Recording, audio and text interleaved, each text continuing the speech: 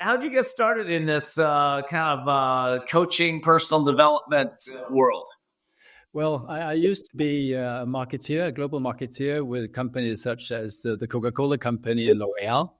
And after 15 years of that, I thought that the avenues, the roads forward from a career point of view, were limited. At some point in time, you start doing the same, and you feel that you're repeating yourself. And therefore, I joined a small consulting company, working a sort of boutique, working with psychologists. And that was a totally different road. Actually, my wife says that it's led us to a better understanding of each other and a better way of communicating and relating to others. So it got on a personal side, it had a big benefit also. And then the next step was 20 years as a top headhunter. And that was where the coaching came in, using all the dialogues, all the conversations I had. You're on this journey. Was there a catalyst that you went, oh, I got to go do this, or was everything going great in your world, or what? The actual catalyst was actually that at one point in time I was working in Coca-Cola, and two executives from Atlanta flew over in dark suits and said that, sorry to tell you, but you're not longer with the company. It's not personal.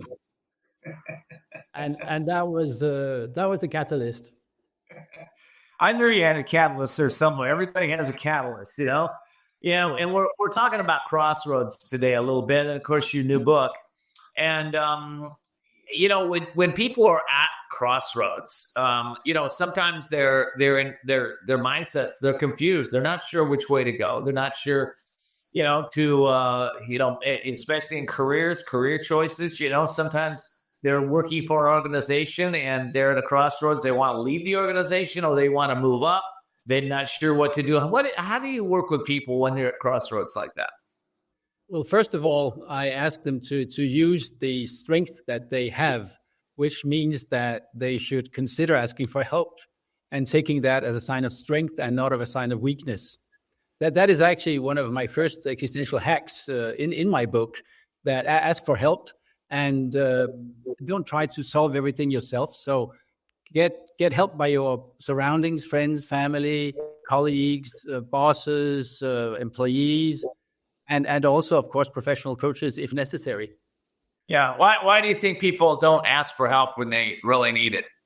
Well, we're trained to do things ourselves and they say succeeding on our own.